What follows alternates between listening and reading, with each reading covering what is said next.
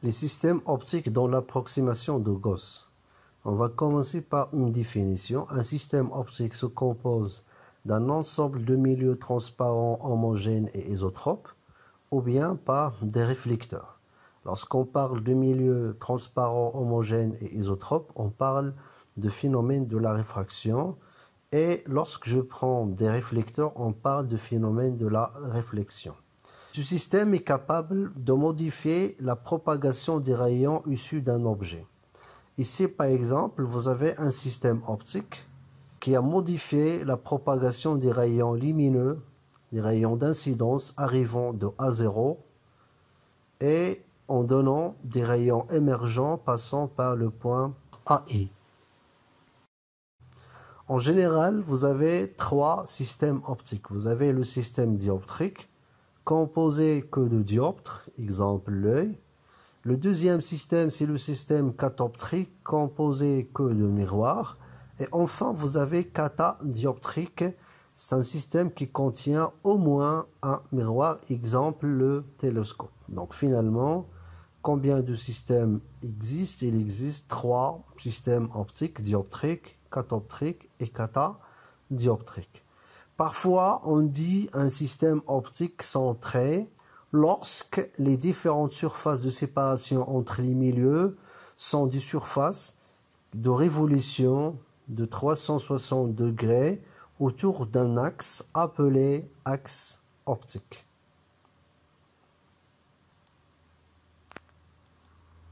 Maintenant, le stigmatisme rigoureux.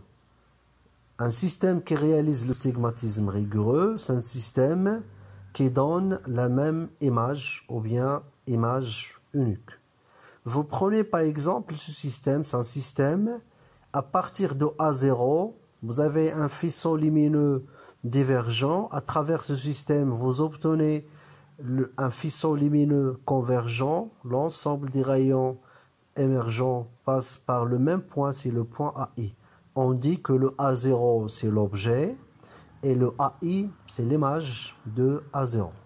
D'après le principe de retour inverse de la lumière, AI et A0 peuvent échanger leur rôle. C'est pourquoi on dit également que le AI et le A0 sont deux points conjugus. Maintenant, le stigmatisme rigoureux, c'est lorsque les rayons arrivant de point A0, c'est-à-dire de même point, c'est le point A0 qui représente la source ou bien l'objet. À travers ce système optique, vous obtenez un ensemble des rayons émergents passant par le même point, c'est le point AI. Dans ce cas, on dit que ce système réalise le stigmatisme rigoureux pour le couple de points A0 AI. Ça veut dire que vous avez une seule image unique. Malheureusement, la plupart des systèmes optiques ne réalisent pas le stigmatisme rigoureux. C'est pour cela qu'on parle de stigmatisme approché. Le stigmatisme approché, c'est tout simplement à partir d'un point A et à travers un système optique, vous obtenez un ensemble des rayons émergents qui passent par le voisinage de A'. Donc, il passe par des points voisins au point A'. Finalement, vous n'avez pas une seule image, vous n'avez pas une image unique, mais vous avez plusieurs points sous forme d'une tache. On dit que le système ne réalise pas le stigmatisme rigoureux, c'est un système astigmatisme. Pour adopter les approximations de Gauss, il faut vérifier trois conditions, ce qu'on appelle les conditions de Gauss. La première condition de Gauss, le système optique considéré doit être un système centré. La deuxième condition, les angles d'incidence des rayons sont faibles, c'est-à-dire suivant une direction peu inclinée de l'axe optique. Et finalement, la troisième condition, le point d'incidence est proche de l'axe optique. On dit alors que l'on travaille avec des rayons paraxiaux. les rayons lumineux parallèles à l'axe optique sont peu éloignés de celui-ci. Donc vous prenez l'exemple suivant. Donc lorsqu'on adopte l'approximation de Gauss, il faut vérifier trois conditions. La première, le système est considéré un système centré. Ça veut dire réalise une révolution de 360 degrés autour d'un axe appelé axe optique. C'est celui-là, c'est l'axe optique. Ça, c'est la première condition. La deuxième, les angles d'incidence des rayons sont faibles. Ici, par exemple, ça c'est l'angle d'incidence qui fait ce rayon d'incidence par rapport à la normale. Donc, ces angles doivent être faibles.